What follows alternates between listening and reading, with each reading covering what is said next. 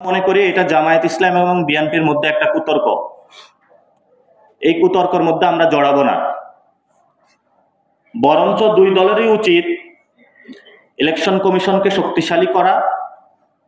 কারণ আমরা বারবার বলছি, এই ইলেকশন কমিশনের যে কমিশনারগণ রয়েছেন, কয়েকটি দল মিলিটারি থেকে ভাগ করে নেওয়া হয়েছে।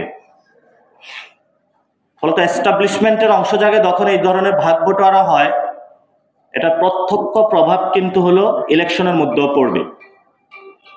যারা আপনারা, আমি মনে করি যে এখানে যারা রয়েছেন তারা কেউ এই ভাগ বটোয়ারা অংশগ্রহণ করেন নাই, কারণ ওনাদের কিছু প্রিন্সিপাল ইথিক্যাল জায়গা রয়েছে।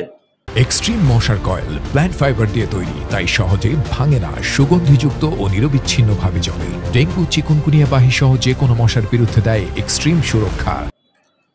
ফলত আপনাদেরও এটা নিয়ে কথা বলা উচিত যে এই ধরনের কয়েকটি দল এবং মিলিটারির মধ্যে ভাগ বটোয়ারা যে কমিশনটা গঠিত হয়েছে, সেটার অধীনে আসলে কিভাবে সুষ্ঠু ভোট হবে। এবং আপনাদের সাথে বিএনপি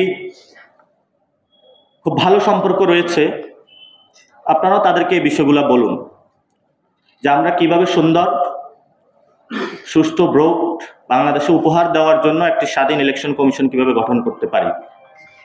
আমরা জাতীয় নাগরিক পার্টির পক্ষ থেকে জামায়াত এবং বিএনপির এই যে গণভোট আগে পরে এই যে কুতর্ক আছে, আমরা সেই কুতর্ক জড়াবো না, কারণ আমাদের সামনে অনেকগুলো কাজ রয়েছে, আমরা সেই কাজগুলোতে ফোকাসড হয়ে আছি।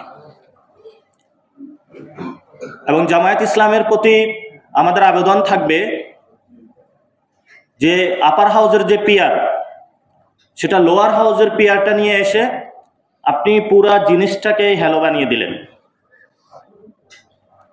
আপনাদের কিছু কিছু ক্ষেত্রে জাতির সামনে মুখে একটা অন্তরে একটা এই ধরনের যে আচার ব্যবহার রয়েছে, এটা স্পষ্টত হচ্ছে। গণভোট প্রশ্নেও জামাত পরবর্তীতে হয়তো বা বিএনপির সাথে ঐক্যবদ্ধ হয়ে যাবে যে ঠিক আছে, তাহলে ইলেকশনের দিনে গণভোট করি। এখন বিএনপি গতকাল অনলাইনে জারি করেছে না শব্দ। বিএনপির না শব্দ বলার কোনো ওয়ে নাই, তারা অলরেডি বলে দিয়েছে। তারা বিবাহিত রাজিও হয়েছে, কাবিননামায় সাইনও করেছে। এখন তাদের না বলার কোনো অপশন নাই।